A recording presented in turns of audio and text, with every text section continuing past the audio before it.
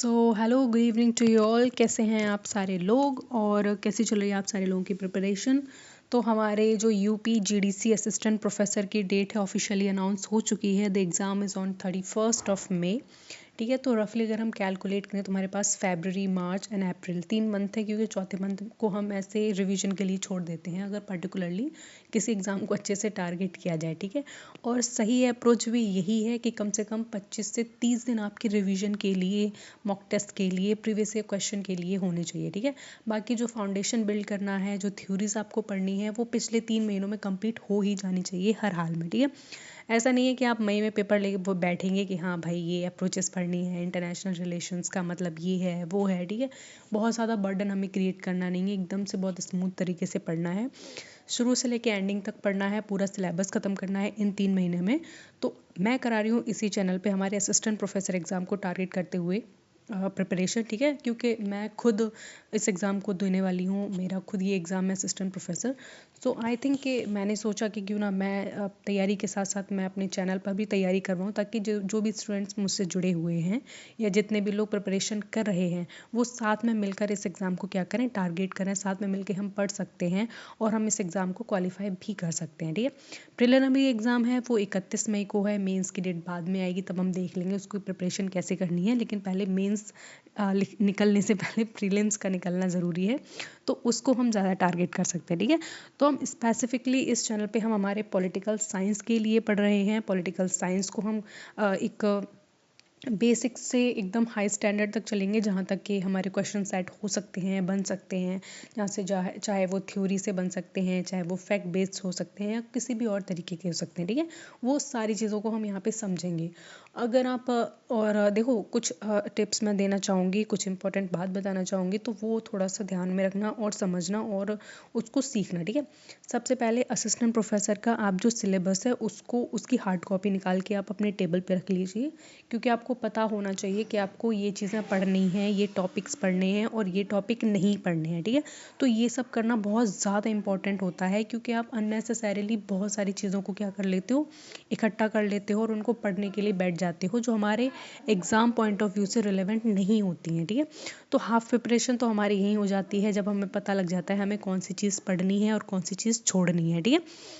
तो वो काम आप पहले करना, जो भी पढ़ाया जाए उसको आप प्रॉपर तरीके से समझना, पढ़ना। ठीक है। और उसके नोट्स ज़रूर बनाना, क्योंकि इतनी सारी चीज़ें हैं। कंपैरेटिव पॉलिटिकल स्टडीज़ को आपको देखना है, पॉलिटिकल इंस्टीट्यूशंस इन इंडिया पढ़ना है, western political thought, Indian political thought, ideologies and so on. बहुत सारी चीज़ें हैं जो पॉलिटिकल साइंस के अंदर आती हैं, तो आप उतनी सारी चीज़ों को याद नहीं रख सकते। ठीक है। तो उसके लिए क्या होगा कि आपको नोट्स बनाने की भी कार्ट आनी चाहिए कि नोट्स किस तरीके से बनाए जाएं जो लास्ट मोमेंट पे आपको काम आए।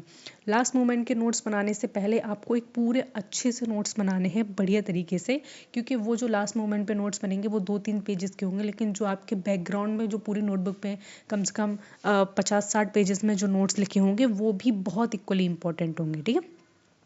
तो ये काम करना है। तो इन दो चीज़ों को आप अगर करते चलोगे सारे सब्जेक्ट्स के लिए लास्ट तक, तो आपको एक फाउंडेशन बिल्ड होगा, अंडरस्टैंडिंग बिल्ड होगी और उससे रिलेटेड आप कई तरीके के क्वेश्चन कर पाओगे, बना पाओगे। ठीक है। यहाँ पे जो मैं करा रही हूँ वो स्पेसिफिकली पहले तो मैं कॉन्सेप्ट को पढ़ाऊँगी, कॉन्सेप्ट को समझाऊँगी, देन उसके रिलेटेड बहुत सारे क्वेश्चंस होंगे, हम वो भी करेंगे, फैक्ट बेस्ड स्टडी भी करेंगे। ठीक है। जितनी भी लर्न करने की चीज़ें हैं वो भी हम यहाँ पे देखेंगे, क्योंकि लर्निंग वर्क इसमें बहुत बहुत ज़्यादा जुड़ जाता है, क्योंकि थ्योरीज से इतने ज़्यादा क्वेश्चन नहीं आते हैं जितने फैक्ट से ज़्यादा क्वेश्चन आते हैं। कि क्रोनोलॉजी बेस में आप थिंकर्स को लगाइए, या फिर किसी भी नेशन या फिर कोई बहुत बड़ी ऑर्गेनाइजेशन है उसके सेक्रेटरीज लगाइए, या फिर कोई भी पोस्ट होल्ड कर रहा है उसके सीक्वेंस लगाइए। ठीक है। तो वो चीज़ें हमें याद करने वाली हैं। ठीक है। लेकिन जो थ्योरी पोर्शन है वो हमारा भी इंपॉर्टेंट है इक्वली, वो भी हमें पता होना चाहिए कि उससे कैसे कैसे और कौन कौन से क्वेश्चन बन सकते हैं। देन मेक श्योर कि आपकी ओवरऑल अंडरस्टैंडिंग बहुत अच्छी हो। ठीक है। कोई एक एरिया ऐसा नहीं हो सकता कि वो स्ट्रांग है और दूसरा आपको थोड़ा वीक है, तो ऐसा नहीं चलेगा। आपका कोई भी एग्ज़ाम तभी क्रैक हो सकता है जबकि चारों पिलर्स बहुत ज़्यादा स्ट्रांग होंगे। ठीक है। सारे ही इसमें जितने भी यूनिट हैं उसमें से आपको सारी चीज़ पता होगी, तभी आप कर पाओगे, क्योंकि हम ऐसे प्रिडिक्ट नहीं कर सकते कि कौन सी यूनिट का वेटेज सबसे ज़्यादा रहेगा और कौन सी यूनिट का वेटेज कम रहेगा। अगर आप कंप्लीटली इंडियन पॉलिटी को पढ़ोगे तो हो सकता है कंपैरेटिव पॉलिटिक्स से क्वेश्चन ज़्यादा आए, वहाँ आप फंस जाओगे। ठीक है।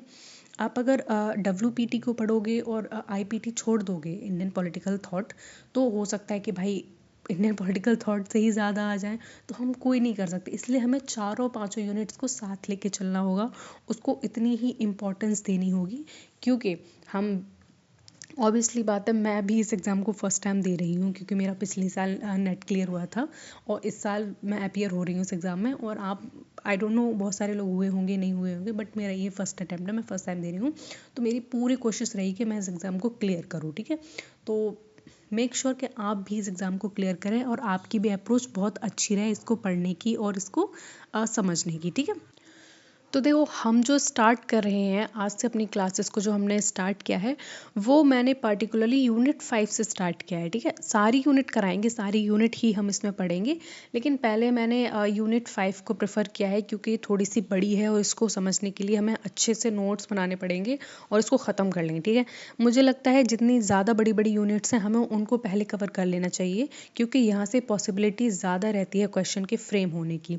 बाकी जो यूनिट्स बचती हैं, जैसे पब्लिक एडमिनिस्ट्रेशन हो गया और थ्योरीज वगैरह हो गया, जिसमें आइडियोलॉजीज हम पढ़ते हैं, उससे इतने ज़्यादा क्वेश्चन नहीं पूछे जाएंगे जितना आपको इंडियन पॉलिटिक्स से पूछे जाएंगे, ठीक है, इंटरनेशनल पॉलिटिक्स से पूछे जाएंगे और कंपैरेटिव से पूछे जाएंगे। ये इनका वेटेज आपको एग्जाम में ज़्यादा देखने को मिलेगा, ठीक है। तो सबसे पहले मैंने इसीलिए यूनिट 5 को सबसे पहले चुना है कि हाँ, मैं यूनिट 5 से स्टार्ट करूँगी और इसको पूरा कंप्लीट कराने के बाद हम दूसरे यूनिट पे जाएंगे, ठीक है। तो अगर आप यूनिट 5 का जो सिलेबस देखोगे, जिसमें हम इंटरनेशनल पॉलिटिक्स एंड रिलेशंस को पढ़ते हैं, तो उसमें सबसे पहले देखो हम लोग क्या क्या पढ़ते हैं। मैं पहले थोड़ा सा आपको सिलेबस के बारे में बता देती हूँ और उसके बाद हम आज की क्लास शुरू करेंगे, ठीक है। सिंस ये पहली क्लास है तो हमें थोड़ा सा एक बिल्डअप कर लेते हैं, फाउंडेशन किस तरीके से पढ़ेंगे। तो देखो, इंटरनेशनल पॉलिटिक्स को समझने के लिए हम कुछ अप्रोचेस के बारे में पढ़ते हैं। अप्रोचेस क्या होते हैं? किसी चीज़ को समझने का एक नज़रिया होता है कि हम इंटरनेशनल सिस्टम को या इंटरनेशनल जितना भी पॉलिटिक्स फ़िलहाल चल रहा है उसमें किस किस तरीके से अप्रोचेस को हम एक वर्ल्ड लेवल या ग्लोबल लेवल पर देखते हैं, ठीक है। जिसमें कुछ आइडियलिज्म के थिंकर्स आ जाते हैं, जो आइडियलिस्ट सोच को लेकर आते हैं कि वो बहुत ज़्यादा वर्ल्ड को कोऑपरेटिव देखते हैं, वर्ल्ड को बहुत अच्छा मानते हैं। कुछ ऐसे थिंकर्स हैं जो इसे रियलिस्ट पर्सपेक्टिव से देखते हैं, वो कहते हैं नहीं, ऐसा कुछ नहीं है, जितने भी स्टेट हैं वो अपने सेल्फ इंटरेस्ट के लिए वर्क करते हैं। Neo liberalism, new realism, social constructivism, critical international theory, feminism and post modernism. तो ये सारी अप्रोचेज़ हैं हमारे इंटरनेशनल रिलेशंस को पढ़ने के लिए, ठीक है। साथ में हम ये सारी चीज़ें पढ़ेंगे, ठीक है। ये सारी सारी की सारी अप्रोचेस को हम कवर करेंगे, इससे रिलेटेड जितने कॉन्सेप्ट्स हैं वो पढ़ेंगे, थिंकर्स को पढ़ेंगे, ठीक है। तो उसकी टेंशन तो लेनी ही नहीं है। दूसरा, इसमें हम कॉन्सेप्ट्स को पढ़ते हैं। इंटरनेशनल पॉलिटिक्स में क्या पढ़ते हैं? कॉन्सेप्ट को पढ़ते हैं, जिसमें हम पावर के, नेशन स्टेट के, national power, national security, traditional non traditional, ये सब क्या होते हैं, वो सारी चीज़ों को डिस्कस करेंगे, ठीक है। अब आप देखो, ये जो कॉन्सेप्ट्स हैं ना, यहाँ से क्वेश्चन बनते हैं कि इनमें से कौन सा जो नॉन ट्रेडिशनल सिक्योरिटी का एक पैरामीटर है, या फिर हम बोल सकते हैं एक इम्पॉर्टेंट डायमेंशन है, वो कौन सा है, इन विच ऑफ द फॉलोइंग, ठीक है। ऐसे क्वेश्चन फ्रेम हुए हैं आपकी यूजीसी नेट की, अगर मैं बात करूं तो इस तरीके के क्वेश्चन देखने को मिले हैं, ठीक है। फिर उसके बाद हम कॉन्फ्लिक्ट एंड पीस के बारे में बात करते हैं, जिसमें हम नेटो जैसे बहुत बड़े ऑर्गेनाइजेशन को पढ़ते हैं, ठीक है, मिलिट्री ऑर्गेनाइजेशन को, वेपन ऑफ मास डिस्ट्रक्शन की कॉन्सेप्ट को समझते हैं, डिटरेंस क्या होता है उसको समझते हैं, ठीक है। और अगर हम यहाँ पे थोड़ा सा ऑर्गेनाइजेशन बेस्ड आ जाएं, तो सबसे पहले हम बहुत बड़ी जो हमारी सुप्रा नेशनल हम बोल सकते हैं ऑर्गेनाइजेशन है, यूनाइटेड नेशन, उसको पढ़ते हैं। यूनाइटेड नेशन को हम यहाँ डिटेल में पढ़ेंगे, उसके स्ट्रक्चर को, ऑब्जेक्टिव को, उसके सारे ह्यूमैनिटेरियन इंटरवेंशन को, डेवलपमेंटल को, सब चीज़ों को यहाँ पे हम कवर करेंगे, ठीक है। मैं इंटरनेशनल पॉलिटिक्स का ही सिलेबस अभी डिस्कस कर रही हूँ, ठीक है। फिर इसमें नेक्स्ट जो आ जाता है इम्पॉर्टेंट, वो है पॉलिटिकल इकोनॉमी इंटरनेशनल रिलेशंस में, जिसमें हम बहुत सारे इंस्टीट्यूशन की बात करते हैं जो कि इकोनॉमी को रेगुलेट करते हैं, जिसमें आप सब अच्छे से जानते हैं ब्रिटेन वर्ड्स जो सिस्टम था उसको, north south dialogue and south south dialogue को, WTO किस तरीके से काम करता है प्रेजेंट, ठीक है। साथ में जो G20 इतनी बड़ी ऑर्गेनाइजेशन है, उसके क्या एम्स हैं, क्या ऑब्जेक्टिव्स हैं, वो डिस्कस करेंगे। ब्रिक्स, क्वाड, संघाई कॉपरेशन, आसियान, यूरोपियन यूनियन, ये सारी ऑर्गेनाइजेशन हमें इसमें ही पढ़नी है, किसमें? इंटरनेशनल रिलेशंस के अंदर ही पढ़नी है, ठीक है। साथ में इसके बाद जो हम देखेंगे वो इंडिया की फॉरेन पॉलिसी देखेंगे कि इंडिया किस तरीके से अपनी फॉरेन पॉलिसी को क्या करती है, शेप करती है, किस तरीके से फॉरेन पॉलिसी इसके अंडर वर्क करती है, जिसमें प्रिंसिपल्स क्या हैं इंडिया के, डेवलपमेंट क्या है, रीसेंट अप्रोच क्या रही है इंडिया की इन डिफरेंट नेशंस को लेके। ठीक है, अब देखो जब हम अप्रोचेस के पढ़ेंगे या फिर रिसेंटली कोई डेवलपमेंटल प्रोजेक्ट को पढ़ेंगे तो ऐसे पढ़ेंगे कि इंडिया ने मतलब करंट अफेयर्स को लिंक करके पढ़ेंगे। ठीक है, कि इंडिया ने फिलहाल किस ऑर्गेनाइजेशन के साथ या फिर किस कंट्री के साथ ये डेवलपमेंट प्रोजेक्ट को क्या किया है, लॉन्च किया है। इस तरीके से हम इसको पढ़ेंगे। ठीक है, फिर इसमें जो नेक्स्ट आ जाता है इम्पोर्टेंट वो है, तो वो कुछ बहुत बड़े नेशंस हैं उनकी फॉरेन पॉलिसी को डिस्कस करते हैं, जिसमें यूएसए आ जाता है, रशिया एंड चाइना को। ठीक है, इसके रिलेशन हम इंडिया के साथ पढ़ते हैं। ठीक है, फिर जो लास्ट हमारा इंटरनेशनल पॉलिटिक्स में रह जाता है वो कंटेम्प्रेरी चैलेंजेस के बारे में पढ़ते हैं, जिसमें international terrorism, climate change, environmental concerns, human rights, migration, refugee, poverty and development, इन सारी चीज़ों को पढ़ते हैं। तो ये सारा जितना भी मैंने अभी पढ़ा, ऑफ कोर्स इसकी हार्ड कॉपी मेरे सामने रखी हुई है, क्योंकि मैंने प्रिंटर से ये सारी चीज़ें पहले ही निकाल के रख ली थी। ठीक है, तो मैंने जितनी भी चीज़ यहाँ पे डिस्कस की हैं वही हमारा इंटरनेशनल पॉलिटिक्स एंड रिलेशन का सिलेबस है जो हमें पढ़ना है। ठीक है, जो हमें कवर करना है, तो मैंने उसका एक छोटा सा आपको ओवरव्यू दिया है। तो आप लोग यहाँ पे आराम से समझ गए होंगे कि हमें इंटरनेशनल पॉलिटिक्स में, इंटरनेशनल रिलेशंस में क्या क्या पढ़ना है और किस तरीके से पढ़ना है। ठीक है, आपको अच्छे से समझ में आ गई होंगी चीज़ें ये। ठीक है, तो सबसे पहले जो हम शुरू करेंगे वो है अप्रोचेस से हम शुरू करेंगे, जिसमें हम कई सारी अप्रोचेस को पढ़ेंगे। ठीक है, जिसमें आइडियलिज्म, रियलिज्म, न्यू लिबरलिज्म, ऐसे करके कई सारी आइडियोलॉजीज़ को हम कवर करेंगे।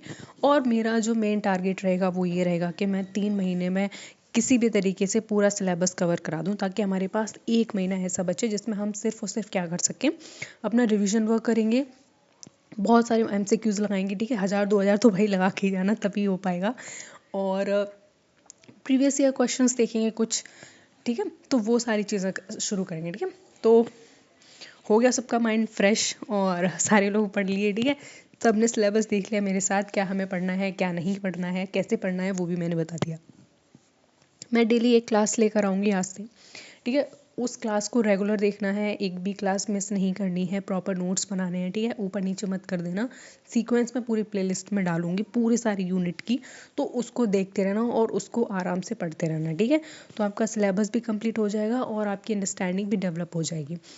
अगर मैं बात करूँ जो जिन लोगों का दिसंबर में जो अभी एग्ज़ाम हुआ था यूजीसी नेट का, अगर वो क्वालिफाई नहीं हो पाया है एनी हाउ, तो वो लोग भी इस चैनल पे कम्प्लीटली ये पूरी सीरीज़ देख सकते हैं, जुड़ सकते हैं और इसी से पढ़ सकते हैं। क्योंकि आप अगर देखोगे तो बहुत हद तक क्या है, सिलेबस बिल्कुल सेम है। यहाँ तक कि असिस्टेंट प्रोफेसर का सिलेबस है वो थोड़ा सा कम कम मैं देखूंगी, क्योंकि कुछ यूनिट्स को मर्ज कर दिया गया इसलिए कम लग रहा है, वैसे कम है नहीं। ठीक है, तो जो जून में टारगेट कर रहे हैं यूजीसी नेट एग्ज़ाम को, वो सोच रहे हैं कि हमें जून में निकालना है पॉलिटिकल साइंस से, तो वो भी इन सारे नोट्स को पढ़ सकते हैं इसी चैनल पे आराम से, तो उनका भी एग्ज़ाम टारगेट हो जाएगा साथ में। ठीक है, तो दोनों एग्ज़ाम्स के लिए, यूजीसी नेट के लिए भी है और ये असिस्टेंट प्रोफेसर के लिए भी है। तो आप अगर असिस्टेंट प्रोफेसर की भी तैयारी कर रहे हैं, यूजीसी नेट की भी तैयारी कर रहे हैं, तो दोनों आपके लिए क्या रहेंगे, आपके लिए ही फ्रूटफुल रहेंगे। ठीक है, दोनों केसेस में आप ही का फ़ायदा होगा, तो उसको भाई पढ़ते रहो। ठीक है, तो बहुत बातें हो गई, मैंने बहुत सारी चीज़ें समझा दी, बहुत बातें कर ली। ठीक है, सिलेबस देख लिया। तो आज हम शुरू करेंगे अपनी क्लास आज की। ठीक है, तो देखो आज की क्लास में हम क्या पढ़ेंगे, हम अप्रोचेस को स्टार्ट कर रहे हैं। ठीक है, कौन कौन सी ऐसी अप्रोच है जिसमें हम इंटरनेशनल रिलेशंस को क्या करते हैं, पढ़ाई करते हैं। ठीक है, तो इसमें बहुत सारी अप्रोचेस हैं, जिसमें हम प्राइमरीली आज जो डिस्कस करने वाले हैं वो है approach of idealism and the realism. हम आइडियलिज्म और रियलिज्म को बहुत ज़्यादा अच्छे से क्या करेंगे, डिस्कस करेंगे। ठीक है, ये आइडियलिज्म और रियलिज्म ये होता क्या है, ये अप्रोचेस की ज़रूरत क्यों पड़ी, ये अप्रोचेस का इमर्जेंस कब हुआ, और इन अप्रोचेस को आज हम प्रेजेंटली किस तरीके से देखते हैं, वो सारी चीज़ें भी हम समझेंगे। ठीक है, तो यहाँ पे क्या है कि एक जब इंटरनेशनल सिस्टम बना, ठीक है, तो वो अप्रोचेस इसलिए बनी कि जो इंटरनेशनल सिस्टम है, जो आप ग्लोबल लेवल पे देखते हो पूरी तरीके से, इंटरनेशनल सिस्टम के अंदर जो कंट्रीज़ हैं, बड़ी बड़ी कंट्रीज़ हो गई, छोटी कंट्रीज़ हो गई, एलडीसी कंट्रीज़ हो गई, वो कैसे बिहेव करती हैं, वो क्या करती हैं। और इंटरनेशनल सिस्टम में ये जो सारी कंट्रीज़ आपस में जुड़े हुए हैं, जो आपस में आके कोई ना कोई सबमिट करते हैं, कोई ये पैक्ट साइन करते हैं, कोई बड़ी बड़ी मीटिंग्स करते हैं, ये क्यों करते हैं, इनका बेसिकली एजेंडा क्या है इन सब चीज़ों को करने के ऊपर। तो कुछ जो एनालिस्ट हुए, कुछ थिंकर्स हुए, उन्होंने इसको बहुत ज़्यादा पॉजिटिव वे में लिया है, ठीक है। तो उन सब जो थिंकर्स थे, उनकी जो सोच थी एक जैसी थी, उनको हम एक कैटेगरी में कर देते हैं। और जो थिंकर्स थोड़े से क्रिटिकल टाइप के थे, जिन्होंने इन सारे थिंकर्स को अपोज किया, इनके अपोजिशन में अपनी थ्योरी को बिल्डअप किया, उनको हम अलग कर देते हैं, ठीक है। तो ये हमारी मेनली अप्रोच होती है आइडियलिज्म और रियलिज्म को समझने की और पढ़ने की, ठीक है। तो समझ गए ना। तो इस तरीके से जो इसका मीनिंग समझेंगे। सबसे पहले आइडियलिज्म का देखो, अगर मैं आइडियलिज्म का हिंदी में मतलब बताऊं तो इसका मतलब होता है यथार्थवाद, ठीक है। आई थिंक यथार्थवाद ही इसका मतलब होता है। नो नो नो नो, इसका मतलब होता है आदर्शवाद, ठीक है। मेरी हिंदी थोड़ी सी टूटी हुई है तो मैं यहाँ पे कोशिश करूँगी कि मैं उसको भी साथ में लिखती चलूँ, ठीक है। तो आइडियलिज्म का मतलब क्या होता है यहाँ पे, आदर्शवाद, ठीक है। तो आदर्शवाद को मतलब देखो, अब जो आदर्शवादी होगा इंसान, तो उसकी क्या क्वालिटीज़ होंगी। आप एज अ ह्यूमन बीइंग हो, मैं ह्यूमन बीइंग हूँ, तो मैं कहती हूँ यार ये बंदा बहुत आदर्शवादी है, या फिर वो अंकल हमारे घर आते हैं वो बहुत आदर्शवादी हैं। आदर्शवादी का मतलब क्या होता है कि उनका बिहेवियर अच्छा है, बिहेवियर में पोलाइटनेस है, वो किसी का बुरा नहीं करते हैं। अगर मैं कोई काम करने वाली हूँ तो मुझे एनकरेज करते हैं, मेरी पढ़ाई के लिए पूछते हैं, मेरी पढ़ाई में कोई लूप होल्स हैं तो वो उनको क्या करते हैं, बताते हैं कि बेटा ऐसे नहीं ऐसे पढ़ो। तो अंकल बहुत अच्छे हैं, ठीक है। कॉपरेट करते हैं हमारे पापा के साथ, हमारे पापा की कभी बुराई नहीं करते। तो ये सारी चीज़ें किस में आ जाती हैं, आदर्शवाद में आ जाती हैं। जो अच्छी अच्छी जितनी भी चीज़ें हैं हम उनको किस में काउंट करते हैं, आइडियलिज्म में कहते हैं, ठीक है। तो आइडियलिज्म को ही लिबरल आइडियलिज्म कहते हैं और यूटोपियनिज्म भी कहते हैं, ठीक है। देखो इसका जो नाम है यूटोपियनिज्म, यूटोपिया मतलब होता है हम एक ऐसी कल्पना करते हैं जो संभव ही नहीं है, ठीक है, ऐसी। तो अब आप देखो इंटरनेशनल सिस्टम को देखोगे, प्राइमरीली किससे बना हुआ है ह्यूमन बींग से बना हुआ है। तो ह्यूमन बींग्स का जो नेचर है वो कई सारे एनालिस्ट ने बताया कि बहुत ख़राब नेचर है, ठीक है। आप हर इंसान से मिलते हो, हर इंसान तो अच्छा नहीं होता है। बहुत सारे इंसान कैसे होते हैं, ख़राब होते हैं, अपने फ़ायदे के लिए बात करते हैं, अपनी ही बात करते हैं, अपनी नामवरी करते हैं। और अगर आपसे कोई आपके फ़ायदे की बात करेंगे ना तो उसमें उनका फ़ायदा ज़्यादा होगा, ठीक है। तो जो बाद के जितने भी थिंकर्स आए, जितने भी रियलिस्ट न्यू रियलिस्ट थिंकर्स आए, उन्होंने जो आइडियलिज्म के जो लोग थे, या फिर आइडियलिज्म का जो पर्सपेक्टिव था, जो आइडिया था, उसको यूटोपियनिज्म बता दिया। उसको ऐसा बता दिया कि ये तो पॉसिबल हो ही नहीं सकता। तुम तो ऐसे कह रहे हो कि मतलब इंसान बहुत अच्छा है, उसने कभी पाप किए ही नहीं है, पाप का तो वो मतलब ही नहीं जानता। तो इसको एक बहुत मतलब मार्क मिला है इस तरीके से कि नहीं भाई, आइडियलिज्म एक रैशनल और प्रोग्रेसिव माइंडसेट को लेकर नहीं चलता है, ठीक है। आइडियलिज्म अपने ही ख्याली पुलाव में रहता है। जैसे हम इंडिया की बात करें तो जो हम राम राज्य की बात करते हैं, जिसमें सारे लोग अच्छे होते थे, भूखा नहीं रहता था कोई, और सारी खुशियाँ थी, ये थी, तो वो हमें अब यूटोपियनिज्म लगता है। अगर हम बोलें कि ऐसा फिर से हो जाएगा, ऐसा फिर से एक दिन आएगा, सारे लोग अच्छे हो जाएंगे, तो हम कहते हैं बकवास मत करो, आगे चलो, ठीक है, ऐसा कभी नहीं होगा। तो वो चीज़ हम यूटोपियनिज्म को समझते हैं।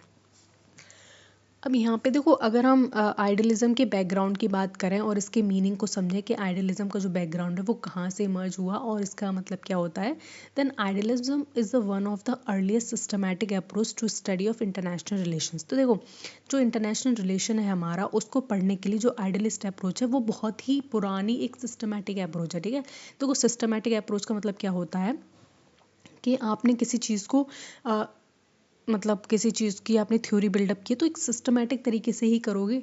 अगर मैं बोलूँ कि हम बिग बैंग थ्योरी मतलब जो दी गई है, तो एक सिस्टम के साथ ही तो प्रेजेंट किया गया है कि यूनिवर्स में एक मैटर था, मैटर को कोलैप्स किया, देन एक्सप्लोड हुआ, तो प्लैनेट्स बन गए, स्टार्स बन गए।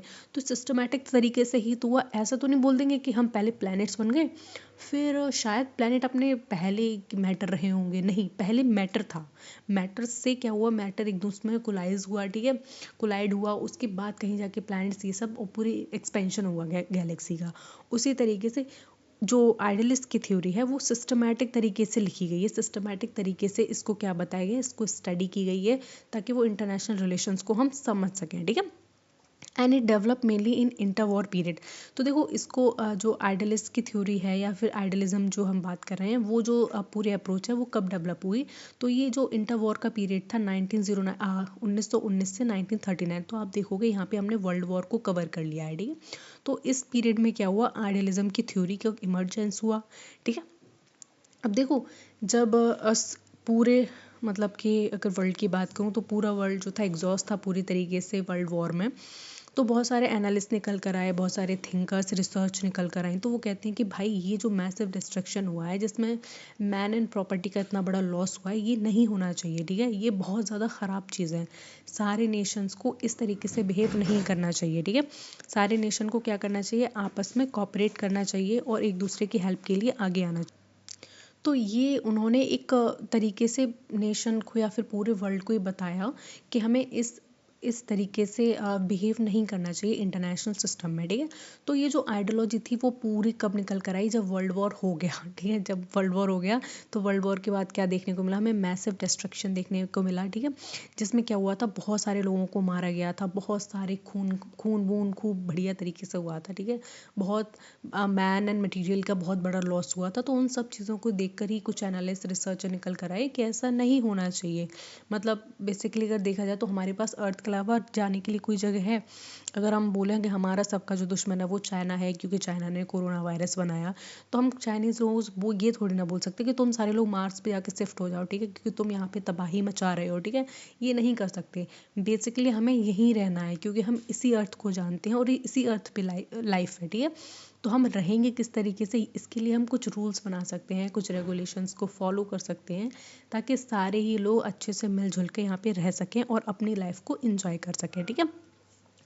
तो इतना बड़ा जो मैसिव डिस्ट्रक्शन था वर्ल्ड वॉर वन का, वो देखने के बाद बहुत सारे एनालिस्ट की आंखें खुली, उन्होंने बोला कि नहीं भाई ये नहीं होना चाहिए, ठीक है। तो ये चीज़ यहाँ पे हमें समझ में आ गई। उसके बाद क्या था, जो आइडियलिस्ट थिंकर्स जितने भी थे वो बिलीव करते थे कि war was not a natural और inevitable feature of international politics. उनका मानना था कि जो तुम लड़ाइयाँ कर रहे हो, ठीक है, चाहे तुम रिसोर्सेज के पीछे लड़ाइयाँ कर रहे हो, चाहे मिलिट्री एक्सपेंशन के लिए लड़ाई कर रहे हो, चाहे लैंड के लिए लड़ाई कर रहे हो, वो लड़ाई एकदम नेचुरल नहीं है और वो ज़रूरी भी नहीं है इंटरनेशनल पॉलिटिक्स में बने रहने के लिए।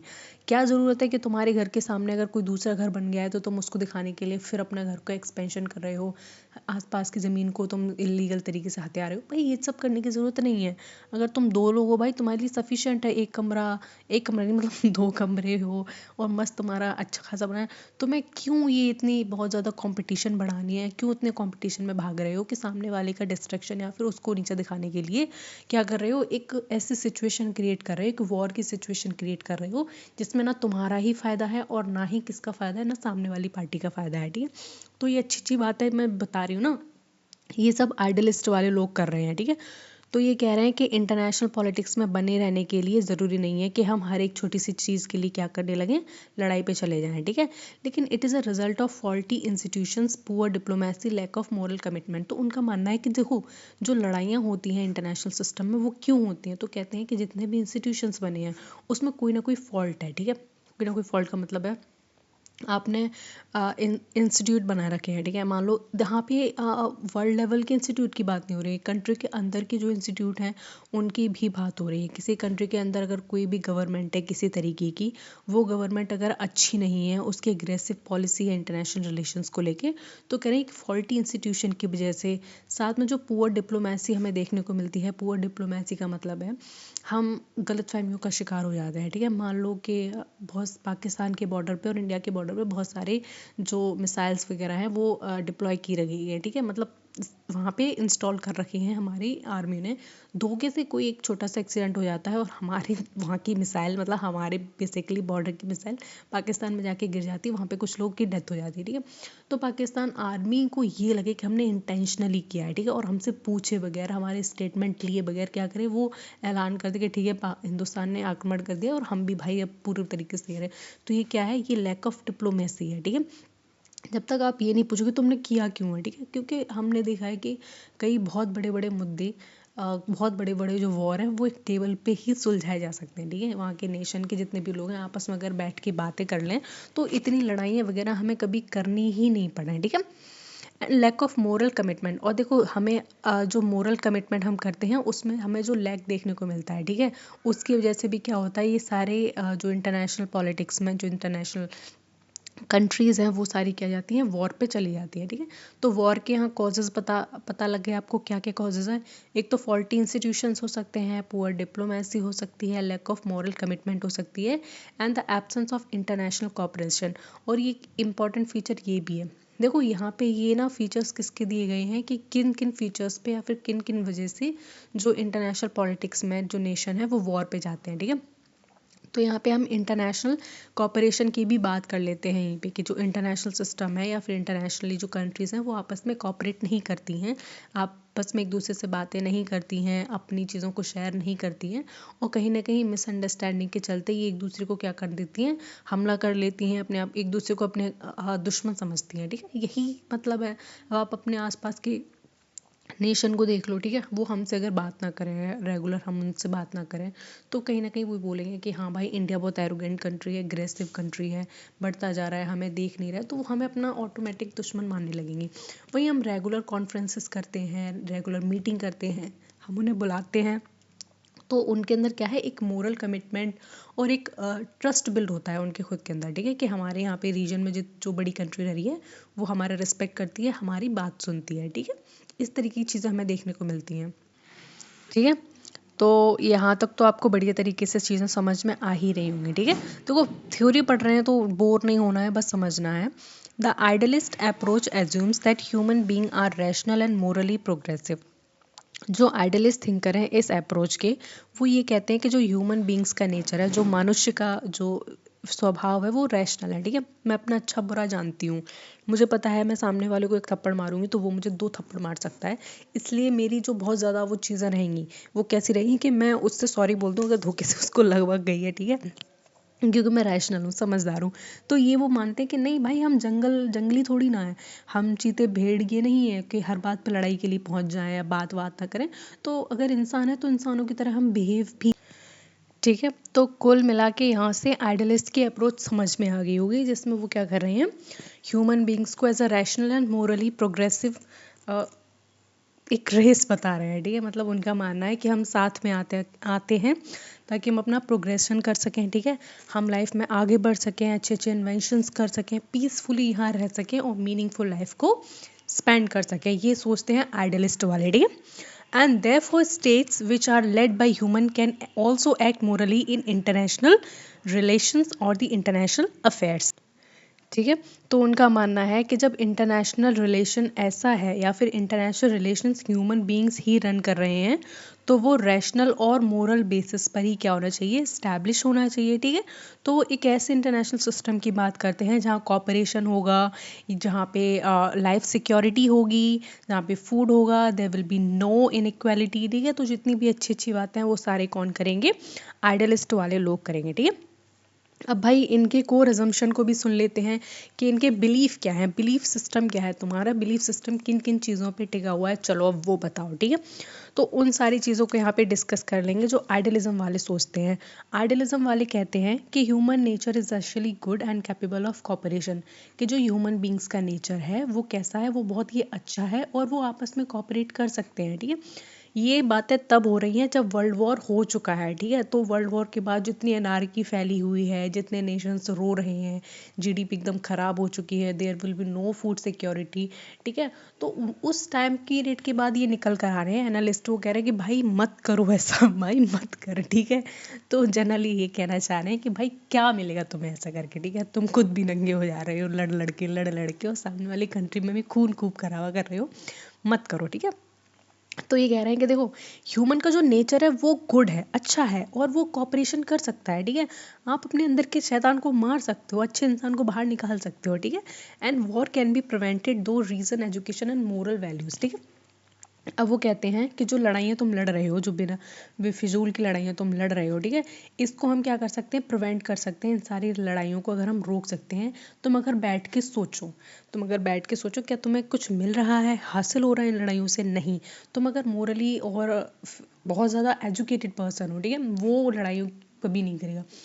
आपने देखा होगा बहुत ज़्यादा चीज़ों को समझा होगा, तो आप अगर किसी अच्छे खासे पढ़े लिखे इंसान से लड़ाई करोगे ना, तो वो तमीज़ में लड़ाई करेगा, मोस्टली तो लड़ाई करेगा नहीं, करेगा तो भाई अपने वर्ड्स को बहुत अच्छे से रखेगा। लेकिन वही तुम गंवार एकदम देहाती लोग से बात करोगे, भाई लड़ने पे गाली गलौज पे आ जाएंगे। तो इनका मानना है कि जितना ज़्यादा आप एजुकेट करोगे पीपल को, जितना ह्यूमंस को एजुकेट करोगे, वो उतना ही वॉर को क्या करते रहेंगे, नकारते रहेंगे, ठीक है, अपने वॉर कॉन्फ्लिक्ट्स को, वॉर को और ऐसी चीज़ों को जो उनके लिए हार्म हो, सोसाइटी के लिए हार्म हो, उन चीज़ों को वो बहुत ज़्यादा दूर करते रहेंगे, ठीक है। तो अगर आपको वॉर रोकना ही है, तो ह्यूमन बींग्स को एजुकेट करो ज़्यादा से ज़्यादा, उनके अंदर रीजन को डेवलप करो, ठीक है। रीजन का मतलब होता है मैं बोलूँ कि ये बताओ ये सही है या गलत है, तो आपके अंदर इतनी ज़्यादा क्षमता होनी चाहिए सोचने की कि आप मुझे आंसर कर सको कि हाँ भाई ये चीज़ गलत है और ये चीज़ सही है, ठीक है। और देखो, अगर मैं बात करूँ रीजन की, जो रीज़न डेवलप होता है वो हमारी बेस्ड एजुकेशन और हमारी जो प्रीवियस जितनी हमें नॉलेज है उसके ऊपर होता है। अगर मैं आपसे एक छोटे से बच्चे से पूछा जाए कि किसी ने तुम्हें थप्पड़ मार दिया, तो तुम क्या वापस उसको थप्पड़ मारोगे, वो सही है? या फिर ये सही है कि तुम उसको थप्पड़ ना मार के उससे वजह पूछोगे क्यों मारा तुमने, ठीक है। तो वो बच्चा बोलेगा नहीं भाई, मैं तो उसको थप्पड़ नहीं उसको लात भी मारूंगा साथ में। तो वो क्या है, उसकी उस बेस्ड एजुकेशन स्किल्स, उसकी बेस्ड नॉलेज के ऊपर है, ठीक है। जितना ज़्यादा आप लोगों को एजुकेट करोगे, समझोगे, वो कॉन्फ्लिक्ट को, वॉर को उतना ही ज़्यादा क्या करेंगे, प्रिवेंट करेंगे, अवॉइड करेंगे अपनी लाइफ में लाने के लिए, ठीक है। हम अगर मैं बात करूँ हम लोगों की, हम लोग आधे से ज़्यादा लड़ाइयाँ सिर्फ इसीलिए नहीं करते अपनी लाइफ में क्योंकि हमें पता है हमारी फैमिली है, हमें कुछ हो गया तो हमारी फैमिली को कौन देखेगा, या फिर हमारी फैमिली पे कोई बात ना आ जाए, ठीक है, कोई पुलिस केस ना बन जाए, ये चीज़ हमें देखनी पड़ती है, ठीक है। तो ये इनके ही आइडियाज़ हैं किनके, रियलिज्म के बारे में, कि आप लोगों को ज़्यादा से ज़्यादा एजुकेट करो और उस एजुकेशन से लोगों के अंदर रीजन को डेवलप करो, मोरल वैल्यूज़ को डेवलप करो, सही गलत की पहचान को डेवलप करो। जिससे क्या होगा, लोग खुद ही वॉर को मना करेंगे, ठीक है, कि वॉर मत करो। इंडिया अगर पाकिस्तान से वॉर कर रहा है, ठीक है, और इंडिया में एकदम मैसिव वो हो गया, प्रोटेस्ट हो गया कि नहीं हमें वॉर नहीं चाहिए, नहीं चाहिए, तो सरकार को, आर्मी को पीछे हटना पड़ेगा। भाई बैकबोन हम हैं इस नेशन के, ठीक है, हम डिसाइड करेंगे कि हमारा नेशन किस डायरेक्शन में जाएगा। कल को अगर इस नेशन में कुछ ऐसा बड़ा हो गया, तख्ता पलट हो गया, कौन करेगा, हम ही तो करेंगे। कि ऐसा तो नहीं तख्ता पलट सरकार ही कर देगी, ऐसा नहीं होता है। हम डिसाइड करेंगे हमारे इंडिया का फ्यूचर कैसा होगा, ठीक है। और ये सब कैसे आएगा, जब हमारे पास एजुकेशन होगी अच्छी से अच्छी, ठीक है। फिर थर्ड इसका इंपॉर्टेंट जो पॉइंट बन जाता है वो ये है, international politics should be govern by ethical principle. वो कहते हैं आइडलिस्ट वाले कि जो इंटरनेशनल पॉलिटिक्स है, जो इंटरनेशनल सिस्टम है, वो किस तरीके से गवर्न होना चाहिए, वो गवर्न होना चाहिए एथिकल प्रिंसिपल्स पे। एथिकल प्रिंसिपल्स का मतलब होता है जो चीज़ सही है इथिकली, ठीक है, इथिकली मोरली जो चीज़ें बिल्कुल अच्छी हैं, उन सारे प्रिंसिपल पे इंटरनेशनल सिस्टम को गवर्न होना चाहिए, ठीक है।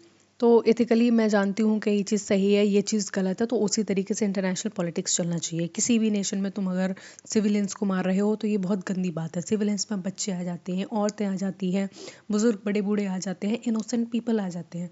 तो ये सब, इन सब की किलिंग करना, मास किलिंग बहुत ही गंदी बात है, ठीक है। तो तुम्हारे जो इंटरनेशनल सिस्टम में, इंटरनेशनल पॉलिटिक्स में जो भी एक्शन ले रहे हो या जिस बिहेवियर पे चल रहे हो, वो सारे किस पे बेस्ड होने चाहिए, आपके एथिकल प्रिंसिपल पे बेस्ड होने चाहिए, ठीक है। ये कौन कह रहा है, ये आइडियलिज्म वाले कह रहे हैं, ठीक है। And democracy promote peace because democratic government are accountable to people. तो वो कहते हैं कि जो डेमोक्रेसी है, ज़्यादा से ज़्यादा नेशन में क्या होना चाहिए, डेमोक्रेसी होनी चाहिए, लोकतंत्र होने चाहिए, क्योंकि लोकतंत्र से क्या होता है, पीस आता है। पीस का मतलब यहाँ पे क्या है, शांति आती है, ठीक है। जिस जिस देश में लोकतंत्र है वहाँ पे शांति है, और वहाँ शांति इसलिए है क्योंकि वहाँ की जो सरकार है उसको जनता ने चुना है, ठीक है, और जनता जानती है कि हमारा क्या भला है, क्या बुरा है, ठीक है। और जो डेमोक्रेटिक गवर्नमेंट है वो अकाउंटेबल है पीपल के लिए, ठीक है। अगर वहाँ की जो सरकार है वो जनता को खुश नहीं रखेगी, जनता के कहे पे नहीं चलेगी, उनके लिए अच्छा नहीं करेगी, तो जनता उनको आने वाले अगले इलेक्शन में क्या करेगी, हरा देगी, पक्की बात है। तो यहाँ तक आपको चीज़ें समझ में आ गई होंगी, ठीक है। तो जो डेमोक्रेटिक गवर्नमेंट होती है वो क्या करती है, पीपल के लिए बहुत ज़्यादा अकाउंटेबल रहती है, और सारे पीपल क्या रहते हैं, एक तरीके से चेक का काम करते हैं, चेक एंड बैलेंस का काम करते हैं। सरकार अच्छी नहीं है, चलो ठीक है, 5 साल बाद तुम्हें हटा रहे हैं, नेक्स्ट दूसरी देखेंगे, ठीक है। तो ये काम रहता है। And the international organisations can regulate state behaviour. और इनका मानना है आइडियलिज्म वालों का कि जो इंटरनेशनल ऑर्गेनाइजेशन जितनी भी बनी हुई हैं वो स्टेट के बिहेवियर को भी रेगुलेट कर सकती हैं आराम से।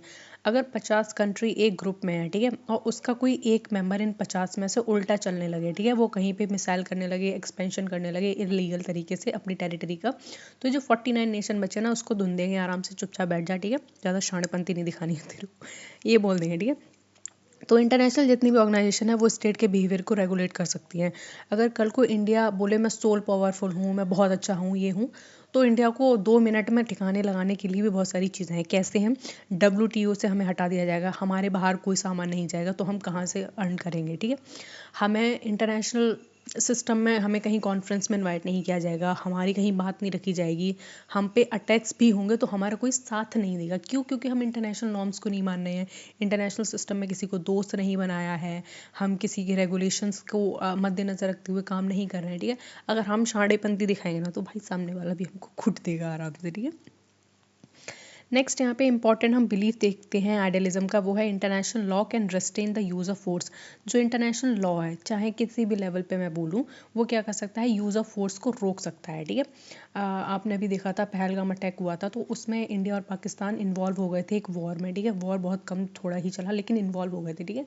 तो बीच में क्या गया, इंटरनेशनल जितने भी इंस्टीट्यूशन है या रेगुलेटरी बॉडीज़ है वो इसको रोक सकती हैं बीच में कि भाई नहीं लड़ो नहीं लड़ो, और दोनों आगे बात करो कि आखिर क्या बात है, ठीक है।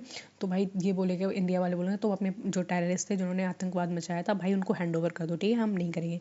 तो ये बहुत सारी चीज़ें हम इस तरीके से मुद्दों को क्या करते हैं, सॉल्व करते हैं। और ये सब कैसे पॉसिबल है? जब इंटरनेशनल लॉ जो होगा वो क्या करेगा, क्या करेगा, दोनों ही नेशन को रोकेगा अपनी अपनी पावर्स का यूज़ करने में या फिर फोर्स का यूज़ करने में, ठीक है। प्राइमरीली हम वॉर को रोक रहे हैं, हर चीज़ करके हम क्या कर रहे हैं, वॉर को ही रोक रहे हैं, ठीक है। And idealist strongly reject the realist claim. देखो जो आइडियलिस्ट है वो रियलिस्ट का जो क्लेम है वो कहते हैं कि power politics is the only reality in international politics. वो जो रियलिस्ट थिंकर्स हैं जिनको हम आगे पढ़ने वाले हैं वो ये कहते हैं कि पावर पॉलिटिक्स ही एक अकेली एकमात्र रियलिटी है इंटरनेशनल रिलेशंस में। इनका मतलब है, जो रियलिस्ट है वो कहते हैं कि इंटरनेशनल रिलेशन कुछ नहीं होता है आइडियलिज्म के पैमाने पर। सारी ही नेशंस क्या कर सकें, अपनी अपनी पावर्स को इंक्रीज़ करना चाहती हैं, ठीक है, थ्रू मिलिट्री कैपेबिलिटीज़ और इकोनॉमिकली, ठीक है। तो वो कहते हैं कि सिर्फ कंट्रीज़ अपना फ़ायदा देखती हैं, सेल्फ इंटरेस्ट के लिए बात करती हैं और अपने ही फ़ायदे के लिए क्या करती हैं, बाकी सारी चीज़ों को रिजेक्ट करती हैं। तो इनके इस आइडिया को रिजेक्ट करते हैं कौन? आइडियलिस्ट वाले। कहते हैं नहीं आप गलत बोल रहे हो, ऐसा नहीं है, सारी कंट्रीज सिर्फ पावर पॉलिटिक्स के पीछे नहीं भागती हैं। कंट्रीज़ को अपने पीपल की सिक्योरिटी चाहिए, कंट्रीज़ को अपने नेशन में पॉल्यूशन फ्री एनवायरनमेंट चाहिए, कंट्रीज़ को बहुत सारी चीज़ें हैं जो रेगुलेट करती हैं, ठीक है, तो वो सारी चीज़ें भी चाहिए, ठीक है। तो ये आइडियलिज्म वाले क्लेम करते हैं, ठीक है। आई होप यहाँ तक तो कोई डाउट नहीं रहा होगा क्योंकि बहुत ही सिंपल लैंग्वेज में अब तक समझा रही हूँ और आपको समझ में भी आना चाहिए, ठीक है, कोई वो नहीं है। फिर हम इसमें देखो की कॉन्सेप्ट को समझ लेते हैं कि इसके अंदर कौन कौन से की कॉन्सेप्ट्स आ जाते हैं। मोस्ट इंपॉर्टेंट, डबल स्टार कर लो, इन सारी चीज़ों को अच्छे से पढ़ना है और इन सारे पॉइंट्स को प्लीज़ नोट कर लेना बढ़िया तरीके से, ठीक है, क्योंकि क्वेश्चन ज़्यादातर यहीं से बनता है। वो जो थ्योरी थी वो तो हमने समझ ली, जो लिखने के पॉइंट्स हैं ना वो यहाँ मिलेंगे आपको। तो इसमें जो हम की कॉन्सेप्ट को समझते हैं, सबसे पहले इसमें पढ़ते हैं हम कलेक्टिव सिक्योरिटी के कॉन्सेप्ट को, ठीक है। कलेक्टिव, देखो कलेक्टिव मतलब क्या होता है, जब हम 2 4 8 लोग मिलके इकट्ठे हो जाते हैं, ठीक है, और सिक्योरिटी को क्या करते हैं, इंश्योर करते हैं, उसको हम कलेक्टिव सिक्योरिटी बोलते हैं, ठीक है। Security of all state is interconnected, aggression against one is aggression against all. देखो कलेक्टिव सिक्योरिटी का मतलब देखो मैं सिंपली बता रही हूँ, हम एक मोहल्ले में रह रहे हैं, ठीक है, हम आप रह रहे हैं बढ़िया तरीके से, तो हमने ना एक ग्रुप बना लिया है कि देखो अगर दूसरे मोहल्ले वाले ना कभी हम पे अटैक करेंगे तो हम सारे ना मिल के उस पर टूट पड़ेंगे। अब ज़रूरी नहीं है कि वो सारे लोग मिल के हम पे अटैक करें, अगर मुझ में एज अ इंडिविजुअल मुझ पर अटैक होता है तो ये एक ड्यूटी बन जाती है आप सबकी भी as a member of my community कि आप मेरा बदला मेरे साथ चल के लो, ठीक है। मैंने अगर वहाँ पे मैं कुछ थप्पड़ खा के आई हूँ तो सब के सब चलो उठो वहाँ पे और जाके पीटो, ठीक है। तो ये होता है कलेक्टिव सिक्योरिटी का मतलब। सिक्योरिटी क्या होती है, इसमें सारे नेशन स्टेट की सिक्योरिटी होती है जो एक दूसरे से किस तरीके से जुड़ी होती है, ठीक है, इंटरकनेक्टेड होती है एक दूसरे से, जो क्या करती है जितने भी एग्रेसिव पार्टी है या फिर जो कोई एग्रेसिव कंट्री इंडिविजुअल है उसके अगेंस्ट होती है, ठीक है। अब इसमें ये नहीं है कि जरूरी नहीं है कि सारे ही लोगों को उसने पीटा हो, एक को भी पीटेगा तब भी मारने बदला लेने सारे के सारे जाएंगे, ठीक है। तो ये क्या है, इसका एक की कॉन्सेप्ट है, ठीक है, जो यहाँ समझ में आ गया होगा आई होप, ठीक है। तो यहाँ पे आपको कलेक्टिव सिक्योरिटी का फुली एक्सप्लेनेशन मिल गया होगा, ठीक है, बढ़िया तरीके से कलेक्टिव सिक्योरिटी का मतलब समझ गए होंगे, ठीक है। दूसरा इसका जो की कॉन्सेप्ट होता है वो होता है इंटरनेशनल लॉ। अब इंटरनेशनल लॉ क्यों ज़रूरी है, तो देखो इंटरनेशनल एक लॉ जो है वो सिस्टम क्रिएट करता है रूल्स का, जिसमें वो स्टेट के बिहेवियर को रेगुलेट कर सके, ठीक है। मतलब अब देखो बताओ, यहाँ पे जो इंटरनेशनल लॉ है वो मेरे लिए भी सेम है, मुझसे कोई बड़ा है उसके लिए भी सेम है, और मुझसे जो छोटा है वो भी क्या है, उसके लिए भी सेम है, ठीक है। ऐसा नहीं है कि यहाँ पे इनइक्वालिटी है, या फिर यहाँ पे कोई सुपर पावर है उसको माफ़ कर दिया जाएगा अगर उसने ये क्राइम किया, और जो छोटी सी पावर है उसको बहुत बड़ी सज़ा दी जाएगी, ऐसा बिल्कुल भी नहीं होगा, ठीक है। तो जितना भी इंटरनेशनल लॉ है, जितना भी इंटरनेशनल लॉ बनाया गया है वो सब पर इक्वली एप्लीकेबल होता है, और ये रूल करता है स्टेट के बिहेवियर को, ठीक है। और इंटरनेशनल लॉ इसलिए भी ज़रूरी है क्योंकि अगर कोई ग्रुप में एक अलग चलेगा तो उसको सही रास्ते पे लगाने के लिए भी इंटरनेशनल लॉ बहुत ज़रूरी है। इंटरनेशनल लॉ की वजह से कई सारे नेशंस हैं जो कांस्टेंट फियर में रहते हैं, जैसे कि ईरान हो गया, सीरिया हो गया, इन कंट्रीज़ में हमें थोड़ा सा आतंकवाद देखने को मिलता है। तो ये कंट्रीज़ क्या करती हैं, इंटरनेशनल लॉ के तहत काफ़ी सारी चीज़ों को मतलब रेगुलेट करने की कोशिश करते हैं, ठीक है। वो कहती हैं कि नहीं, हम कोशिश कर रहे हैं अपनी लैंड से पूरी तरीके से टेररिज्म को और जो पॉवर्टी उसको ख़त्म करने के लिए, ठीक है, क्योंकि इंटरनेशनली बहुत सारी कंट्रीज उन पर दबाव डालती हैं, ठीक है। ह्यूमन राइट्स विंग उन पर दबाव डालते हैं, तो इस तरीके की चीज़ हमें आए दिन देखने को मिलती है, ठीक है। और नेक्स्ट जो इसका इम्पोर्टेंट फीचर है वो है ओपन डिप्लोमेसी। ओपन डिप्लोमेसी का मतलब पता है क्या होता है, तो वो डिप्लोमेसी तो तुम समझ ही गए हो, आपस में बातें करना, और ओपन डिप्लोमेसी का मतलब होता है खुले तौर पे बातें करना। अगर आज नरेंद्र मोदी कहीं रशिया में विजिट कर रहे हो तो ये सबको पता होगा, सबको, मतलब हमें नहीं, इंटरनेशनल सिस्टम में सबको, यूएसए को पता होगा, चाइना को पता होगा कि भाई नरेंद्र मोदी कहाँ गए हैं, रशिया में कोई डील साइन करने गए हैं, ठीक है। तो ये क्या है, इससे बहुत ज़्यादा मिसअंडरस्टैंडिंग क्रिएट नहीं होती है। ओपन डिप्लोमेसी बहुत ज़्यादा अच्छी चीज़ होती है। अगर आपको पता रहेगा ना कि सामने वाला आपका दुश्मन है, तो आप मतलब बढ़िया है, जो दोस्त बन के दुश्मनी करता है वो चीज़ें गलत होती हैं, लेकिन हाँ, जो अगर दुश्मन है और तुम्हें पता है दुश्मन है तो वो आपके लिए बहुत कम घातक है। दोस्त बन के दुश्मन करेगा वो ज़्यादा घातक है, ठीक है। तो ओपन डिप्लोमेसी में सबसे पहले तो ट्रांसपेरेंसी होती है हर चीज़ की, फॉरेन पॉलिसी की, और इसमें सीक्रेट ट्रीटीज जैसी कोई चीज़ नहीं होती है, ठीक है। ये जो वर्ल्ड वॉर का जब टाइम था तो बहुत सारे जो कंट्रीज थे उन्होंने सीक्रेटली एक दूसरे से ट्रीटी कर रखी थी। मतलब अगर कोई किसी पे हमला कर रहा है ना, तो अचानक से उसका पार्टनर आके हमला कर रहा है, तो जो कंट्रीज लड़ रही थी उसको शॉक हो जाता था, भाई ये क्यों उसके बिहाफ पे लड़ रहा है। वो इसलिए लड़ रहा होता है क्योंकि बैकग्राउंड में वो पहले ही ट्रीटी कर चुके हैं कि हम पे अगर किसी ने हमला किया ना तो भाई तू आ जाना टाइम से, ठीक है। तो ये चीज़ें हमें देखने को मिलती हैं। तो जो ओपन डिप्लोमेसी होता है उसमें ट्रांसपेरेंसी के बहुत बड़े चांसेस होते हैं। कोई भी कंट्रीज़ कहीं भी जा रही है, कोई भी ट्रीटी साइन कर रही है, किसी भी देश से कोई भी चीज़ खरीद रही है, ये सब कुछ ओपनली होता है, ठीक है। कुछ भी ऐसा अभी इंटरनेशनल सिस्टम में नहीं है जो छुपा के रखते हैं कंट्रीज़, ठीक है। क्योंकि हमें पता है कि भाई इतनी मिसाइल्स हैं पाकिस्तान के पास, इतने फाइटर जेट्स हैं पाकिस्तान के पास, इतनी बड़ी आर्मी है, ठीक है। तो हमें उनके बारे में पता है, उनको हमारे बारे में पता है, तो इससे क्या है, बहुत ज़्यादा हमें दिक्कत नहीं होती है चीज़ों को समझने में, ठीक है। अगर वहाँ से अगर बाई चांस कोई मिसाइल अगर धोखे से यहाँ गिरी तो वो फटाक से स्टेटमेंट लॉन्च कर देते कि ऐसे ऐसे हमारा मतलब हम प्रैक्टिस कर रहे थे वहाँ पे कोई, तो वहाँ से क्या हुआ कि मिसाइल चली गई है, ठीक है। तो हम क्या करते हैं, इसको मिसअंडरस्टूड नहीं करते हैं और इसको वॉर कंसिडर नहीं करते हैं, ठीक है। इसीलिए ज़रूर होता है ओपन डिप्लोमेसी का होना, ठीक है। आपको पता है कि इंटरनेशनल सिस्टम में कौन कौन तुम्हारे दोस्त हैं, कौन कौन तुम्हारे दुश्मन हैं, और किन किन नेशन से तुमने ट्रीटी कर चुके हैं आप, और किन किन नेशंस के साथ मिलके आप कौन कौन सी एक्सरसाइज वगैरह कर रहे हैं, जो कि रेगुलर बेसिस पे होती ही रहती हैं। फिर यहाँ पे जो नेक्स्ट इम्पॉर्टेंट आ जाता है वो है डिसआर्मामेंट। अब देखो, डिसआर्मामेंट का मतलब होता है reduction of arms to prevent war. हमें ना ज़्यादा से ज़्यादा प्रोडक्शन नहीं करना चाहिए आर्म्स एमुनिशन का। क्यों? क्योंकि इससे ख़तरा हम ही लोगों को है, अब बाद में चल के, ठीक है, हमें भी है। हम अगर अगर आज 4 मिसाइल बनाएंगे तो हमारे जो एनिमीज़ नेशन है वो 6 बनाने की कोशिश करेंगे, फिर हमें पता लगा और उन्होंने 6 बना ली, फिर हम 48 बनाने की कोशिश करें, जब उन्हें पता लगा हमने 48 बनाई तो वो 200 बनाने की कोशिश करेंगे। तो ये कंटिन्यूस साइकिल चलती रहेगी, ठीक है। तो जो डिसआर्मामेंट की जो एक कोर कॉन्सेप्ट है वो यही कहता है कि आपके पास जितने भी आर्म्स हैं, आपने जितने भी एम्यूनिशंस वगैरह कलेक्ट करके रखे भाई उसको कम करो, ठीक है। ये जब तक तुम इन सब चीज़ों को कम नहीं करोगे तब तक जो वॉर के चांसेस हैं वो कम नहीं होंगे, ठीक है। क्योंकि अगर आप इंडिया को देखो, वो बहुत बड़ी आर्मी बनाया जा रहा है, बहुत सारे मिसाइल्स, बहुत सारे साइंटिस्ट ऐसे डिप्लॉय करता जा रहा है जो बहुत बड़े बड़े हथियार बना रहे हैं। तो जो देश देखेंगे ओपन डिप्लोमेसी के थ्रू कि यार ये कर क्या रहा है, तो सब ये तो सोचेगा कि ये बहुत बड़ी प्लानिंग में, ये बहुत बड़ी एक युद्ध की तैयारी में, इसलिए ये ऐसा कर रहा है, ठीक है। तो ऐसा नहीं होना चाहिए, ठीक है। वो भी एक कॉन्सेप्ट, एक तरीके से बोले, वो भी एक बहुत बड़ी मिसअंडरस्टैंडिंग को क्रिएट करेगा आगे चल के, ठीक है। तो इसकी चीज़ पे ये लोग क्या करते हैं, फोकस करते हैं। सेल्फ डिटर्मिनेशन की अगर मैं बात करूँ, rights of nation to decide their political future. Self determination का मतलब होता है जो राइट्स होते हैं किसी भी नेशन के, वो उसके पास होने चाहिए, वो जो डिसाइड करेंगे कि उनका जो पॉलिटिकल फ्यूचर है वो किस डायरेक्शन में जाएगा, ठीक है। तो आज अगर हमें किसी से ट्रीटी करनी है, ये हमारा राइट है।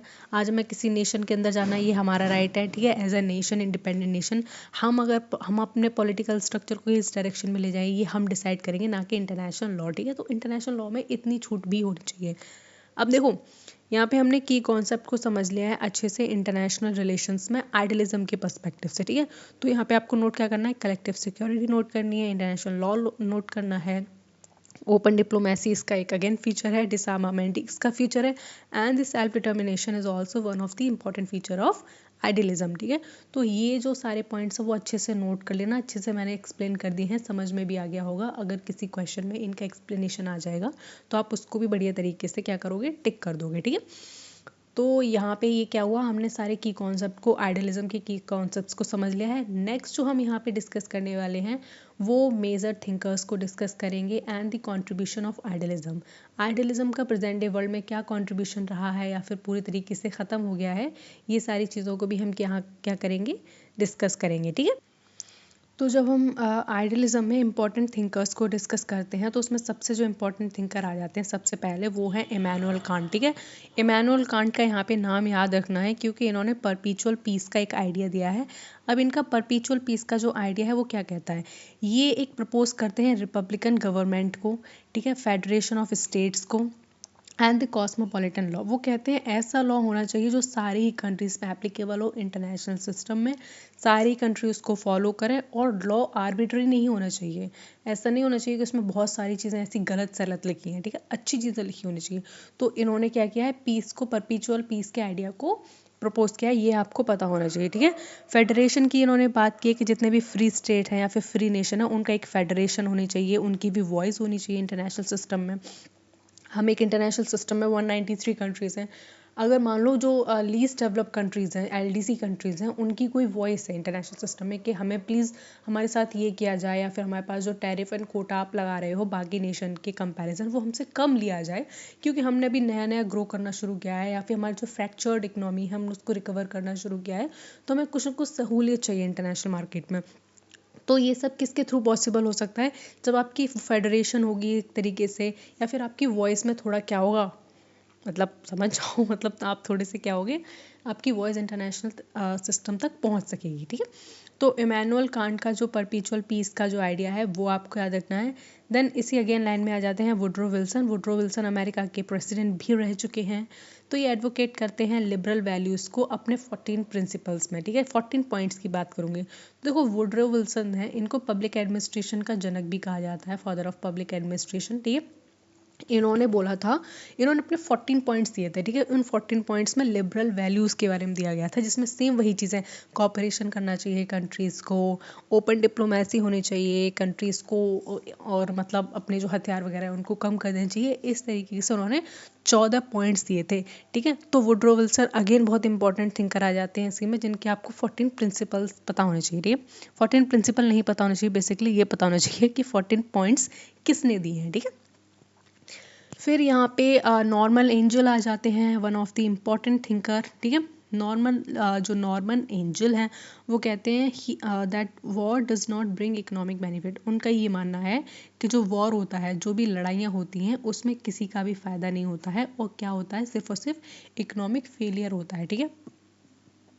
मैं लड़ाई कर रही हूँ, ठीक है, दूसरे नेशन से, तो मैं जीत गई, ठीक है, बट स्टिल मेरा बहुत बड़ा नुकसान हो जाएगा, जो मैंने रिसोर्सेज खर्च किए इस लड़ाई में जीतने के बावजूद भी, तो भी मेरा बहुत बड़ा नुकसान हो जाएगा। वो कंट्री का तो हो गया पूरा का पूरा ख़त्म, ठीक है, लेकिन मैंने भी कुछ गेन नहीं किया। तो इस तरीके की कॉन्सेप्ट को कौन देते हैं, नॉर्मल एंजल कहते हैं कि वॉर से कोई भी जीत नहीं होती है। वॉर हमेशा क्या लाती है, डिस्ट्रक्शन लाती है, डिस्ट्रक्शन ऑफ पीपल लाती है, डिस्ट्रक्शन ऑफ इकोनॉमीज लाती है, और इससे किसी का भी भला नहीं हो सकता कैसे भी, ठीक है। नेक्स्ट इसी डायरेक्शन में इंपॉर्टेंट थिंकर आ जाते हैं, उनका नाम है एल्फ्रेड जिमर्न। वो कहते हैं कि जो इंटरनेशनल सिस्टम है वो मोरल साइंस है, ठीक है, एक मोरल साइंस की तरीके से इंटरनेशनल सिस्टम को देखते हैं, जो मोरलिटी को क्या करता है, प्रमोट करता है, और प्रोग्रेसिविज्म पे बहुत ज़्यादा फोकस करता है, कॉपरेशन पे फोकस करता है, सेल्फ हेल्प पे फोकस करता है, ठीक है। तो इस तरीके की अच्छी अच्छी बातें कौन करते हैं, एल्फ्रेड जिमर करते हैं इस आइडियलिज्म के पर्सपेक्टिव को देते वक्त, ठीक है। तो ये भी चीज़ें आपको पता होनी चाहिए और याद रहनी चाहिए। यहाँ पे नेक्स्ट हम जो देखेंगे इम्पॉर्टेंट, वो है कंट्रीब्यूशन ऑफ आइडियलिज्म। अब जो आइडियलिज्म का जो पर्सपेक्टिव और आइडिया हमने पढ़ा, पूरा आदर्शवाद को हमने अच्छे तरीके से समझा, इसका कंट्रीब्यूशन क्या है, क्या प्रेजेंट ही इसका कोई कंट्रीब्यूशन है भी या नहीं है, या फिर बस हम थ्योरी में पढ़ के छोड़ देते हैं और सारे नेशन ने कभी इसको फॉलो नहीं किया। इसका आंसर हम देखेंगे, ठीक है। हाँ, पानी पी लिया। तो it led the foundation of international relations as a discipline. देखो, जो इंटरनेशनल रिलेशनशिप का कॉन्सेप्ट आया है, या जो इंटरनेशनल रिलेशंस में जितने भी इंस्टीट्यूशन बने हैं प्रेजेंट डे, चाहे मैं उसमें इंस्टीट्यूशन में आप यूएन को जानते हो, ठीक है, डब्ल्यूटीओ को जानते हो, G20 को जानते हो, जितने भी नेशन प्रेजेंट डे बने हुए हैं, वो किसका आउटकम है, वो इसी का आउटकम है, किसका, आइडियलिज्म का, ठीक है। आइडियलिज्म ही तो कहता है कि सारी कंट्रीज मिलकर साथ में आओ, अपने अच्छे के लिए काम करो, अपने भले के लिए काम करो, ह्यूमन लाइफ को मीनिंगफुल बनाओ। तो ये जो इतनी सारी ऑर्गेनाइजेशन देखने को मिलती हैं, वो इसका आउटकम है, किसका, आइडियलिज्म का ही, ठीक है। And it and the creation of league of nation. देखो, इसी से क्या हुआ था, इसके ही जस्ट बाद क्रिएशन हुआ था लीग ऑफ नेशन का। देखो, लीग ऑफ नेशन थोड़ा फेल ऑर्गेनाइजेशन रही, उसके बाद यूनाइटेड नेशन आ गया, लेकिन लीग ऑफ नेशन एक बहुत बड़ी ऑर्गेनाइजेशन बनना ही अपने आप में बहुत बड़ी बात थी, ठीक है। जितने भी नेशन इसमें साथ आए, उनका भी कॉन्ट्रीब्यूशन रहा है कि चलो तुम मतलब आए तो साथ में बात करने के लिए ही आए, बाद में फेल हो गई, चलो कोई बात नहीं, वो चीज़ें तो अलग हो जाती है, लेकिन बहुत सारे जो नेशन थे उन्होंने एग्री किया साथ में आने के लिए, ठीक है। तो वो हमें एक आउटकम देखने को मिलता है किसका, आइडियलिज्म का। And it emphasis on peace, law and institution. तो देखो, जो आइडियलिज्म है वो किस पे फोकस करता है, पीस पर, लॉ पर और इंस्टीट्यूशंस पे, ठीक है। इंस्टीट्यूशन को ये ज़्यादा से ज़्यादा फोकस में रखता है प्राइमरीली। ये कहता है कि ज़्यादा से ज़्यादा इंस्टीट्यूशंस होने चाहिए, ठीक है। जो जितने ज़्यादा इंस्टीट्यूशन होंगे वो पीस को उतना ज़्यादा अपलिफ्ट करेंगे। साथ में लॉज हमें बहुत अच्छे बनाने चाहिए, ऐसे लॉ नहीं होने चाहिए जो किसी एक नेशन के लिए बहुत ज़्यादा ख़राब हों और दूसरे नेशन के लिए अच्छे हों। सारे ही लोग उन सारे लॉज से क्या हो, बेनिफिट लें। इस तरीके हमें लॉ को प्रमोट करना चाहिए, ये बात कहते हैं। और साथ में ये पीस की बात करते हैं कि हाँ, हमें पूरे इंटरनेशनल वर्ल्ड में, इंटरनेशनल सिस्टम में पीस को स्टैब्लिश करना है हर हाल में, ठीक है। तो ये बात कौन करते हैं, आइडियलिज्म वाले करते हैं। हमें पीस भी देखने को मिलती है प्रेजेंट डे, मतलब बेसिकली वॉर हो रहा है, मान लो चाइना का नहीं, इसका वॉर हो रहा है, रशिया का यूक्रेन का वॉर हो रहा है, पैलेस्टीन एंड इसराइल का वॉर हो रहा है। तो इसका मतलब ये नहीं कि दुनिया के हर कोने में वॉर हो रहा है, पीस है, ठीक है। और ये पीस को किसने मेंटेन कर रखा है, लॉ ने मेंटेन कर रखा है, ठीक है। इंस्टीट्यूशंस ने मेंटेन कर रहा है, जो कि आउटकम किसका है, इवेंचुअली आइडियलिज्म का, ठीक है।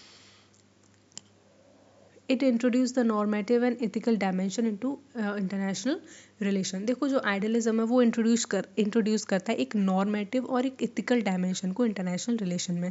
वो बताता है कि हम इंटरनेशनल रिलेशन को इस नज़रिए से भी देख सकते हैं, ठीक है। ज़रूरी नहीं है कि अगर हमें किसी चीज़ से प्रॉब्लम है तो हमेशा हम लड़ाई करने के लिए चले जाएं। ज़रूरी नहीं है कि हमें किसी की चीज़ अगर पसंद नहीं आ रही है तो हम उसको ख़राब कर दें, ठीक है, या फिर अपने अनएथिकल तरीके से आगे बढ़ जाएं, या फिर हम कुछ ऐसा कर दें हैज़ार्डस जिसमें वहाँ के लोगों की लाइफ एंड लिबर्टी, प्रॉपर्टी, इन सब चीज़ों को थ्रेट हो, ठीक है।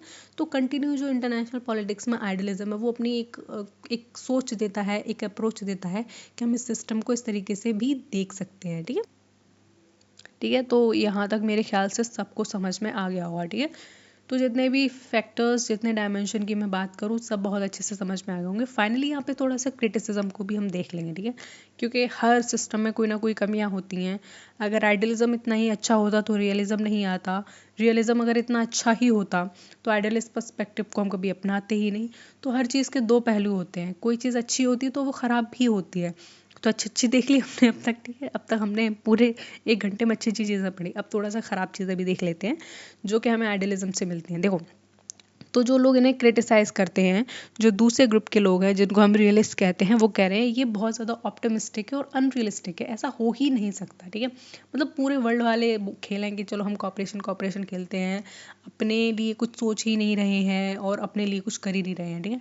एज अ ह्यूमन बींग आप खुद देखो, हम कितने सेल्फ सेंटर्ड हो गए हैं, हमें हर चीज़ अपने लिए पसंद है, ठीक है। अपना घर हो, अपनी फैमिली हो, अपने मज़े हों, अपना पैसा हो, ये हो गया। तो इंटरनेशनल सिस्टम ऐसा क्यों करेगा, ठीक है। इवेंचुअली इंटरनेशनल सिस्टम पीपल से बना है, पीपल सेल्फ इंटरेस्ट देखता है, तो इंटरनेशनल सिस्टम में भी पीपल क्या करेगा, सेल्फ इंटरेस्ट देखेगा। तो जो तुमने आइडियलिज्म के बारे में कहा है वो बहुत ज़्यादा अनरियलिस्ट सा साउंड करता है, ठीक है। तो ये भाई एक क्रिटिसिज्म इनका हो गया है। दूसरा, ये सबसे बड़ी इनकी जो खिल्ली उड़ाते हैं वो कहते हैं तुमने आइडियलिज्म देख लिया और आइडियलिज्म दे लिया, बहुत अच्छी बात है, लेकिन तुम्हारा आइडियलिज्म वर्ल्ड वॉर 2 को क्यों नहीं रोक पाया, ठीक है। तो आइडियलिज्म के इतने कॉन्सेप्ट और इतनी थ्योरी देने के बाद भी वर्ल्ड वॉर 2 हो गया, जो इनका एक मेजर क्रिटिक बन गया, ठीक है। And it ignore the power politics and national interest. वो कहते हैं कि जो पावर पॉलिटिक्स का कॉन्सेप्ट है उसको तो उन्होंने पूरी तरीके से इग्नोर ही कर दिया, हाँ, ठीक है। तो यहाँ पे ये क्या कहते हैं कि जो आइडियलिज्म वाले हैं उन्होंने पावर पॉलिटिक्स को पूरी तरीके से इग्नोर कर दिया है, क्योंकि आजकल की जितनी भी नेशन कंट्रीज़ हैं वो पावर के लिए आपस में लड़ती हैं, पावर मैक्सिमाइजेशन पे ज़्यादा ध्यान देती हैं कि हमारी कंट्री ज़्यादा पावरफुल हो जाए, हमारे पास बहुत सारी चीज़ें हों, हमारे पास रिसोर्स ज़्यादा हो, ठीक है। तो इस तरीके की चीज़ों पे तो बात ही नहीं की आइडियलिस्ट वालों ने, ठीक है। साथ में जितने भी नेशन है वो सब नेशनल इंटरेस्ट की बात करते हैं, अपने ही देश की भलाई की बात करते हैं, उन सारी चीज़ों पे कौन बात करेगा, ठीक है। आपने तो कह दिया सब अच्छा है, लेकिन अच्छा होना भी तो चाहिए, वो भी तो एक इम्पॉर्टेंट फीचर होना चाहिए, वो उस पर कौन बात करेगा।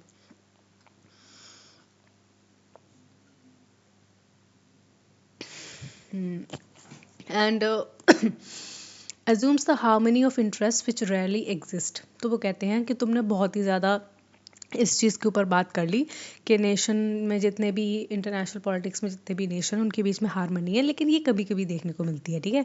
ये हमेशा ऐसा नहीं होता है, ठीक है। अगर कल को मैं बात करूं, अगर हमने कोई भी काम ऐसा कर दिया जो यूएस के फेवर में नहीं हुआ, तो वो बहुत हद तक चांसेस है कि वो हमें बाइकआउट करने की कोशिश करेगा, ठीक है। तो इसलिए हम बात करते हैं कि इंटरनेशनल सिस्टम कैसा है, बहुत ज़्यादा एनार्किकल टाइप का भी है, बहुत ज़्यादा पावर पॉलिटिक्स खेलता है, बहुत ज़्यादा सेल्फ सेंटर्ड है और नेशन इंटरेस्ट की ही बात करता है, ठीक है। पता नहीं क्या हो गया है मुझे। तो यहाँ तक हमने आइडियलिज्म को बहुत अच्छे समझ लिया है। अब वीडियो ऑलमोस्ट 1 घंटे की हो गई है, ठीक है। मुझे लगता है यहीं पे स्टॉप कर देना चाहिए। कल हम रियलिज्म के बारे में पढ़ेंगे। आई होप आपको वीडियो समझ में आई होगी, अच्छी लगी होगी। प्लीज़ इसके नोट्स बना लेना, इग्नोर मत करना किसी भी अप्रोच को और आइडियोलॉजी को, ठीक है। सब समझनी इंपॉर्टेंट है। शॉर्ट नोट्स बना लेना अपने लिए, ठीक है। इतने भी शॉर्ट मत बना लेना आप ही को ना समझ में आए, ठीक है। तो बढ़िया है, अपनी वही प्रिपरेशन करो, अच्छे से पढ़ाई वढ़ाई करो और आगे की चीज़ें देखो, ठीक है। इसके अलावा अगर मैं पेपर 1 की बात करूँ, जो जीएस का पोर्शन है, तो वहाँ पे भी आप थोड़ा हिस्ट्री वगैरह को क्वेश्चन देखते रहो, हिस्ट्री वगैरह को भी पढ़ते रहो, ठीक है। मैं तो यहाँ सिर्फ पॉलिटिकल साइंस को ही टारगेट करूँगी, उसको ही पढ़ाऊँगी, लेकिन जो 30 नंबर के 30 क्वेश्चन बेसिकली जो आने हैं वो हमारे पेपर 1 से आने हैं, तो वो भी आपको छोड़ने नहीं है, ठीक है। तब अपना ख्याल रखना, पढ़ते रहो, नोट्स बना लेना और मेरे चैनल को सब्सक्राइब कर लेना, ठीक है। Till then take care, bye bye and please subscribe my channel, okay, bye bye.